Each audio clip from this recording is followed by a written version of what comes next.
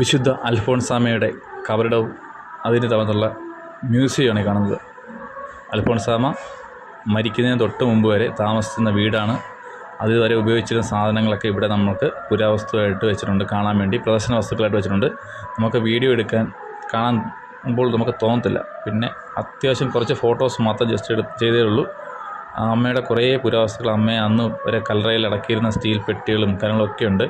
അതുകൊണ്ട് നമുക്കിതൊക്കെ ജസ്റ്റ് കാണാം. നിങ്ങൾ പഴങ്ങാനം പള്ളിയിൽ പോകുമ്പോൾ അമ്മയുടെ ഈ മഠത്തിൽ കയറി ഒരു 10 മിനിറ്റ് മതി.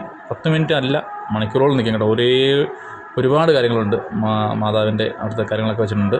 അപ്പോൾ അതെല്ലാം ഒന്ന് കണ്ട് നമ്മൾ മനസ്സിലാക്കുന്നത് നല്ലതായിരിക്കും. കാരണം 100 വർഷത്തിൽ പുറത്തായി വിശുദ്ധയെ പ്രഖ്യാപിച്ചതും അതുവരെ ഉപയോഗിച്ച സാധനങ്ങളും കുറേ കാര്യങ്ങൾ വെച്ചിട്ടുണ്ട്.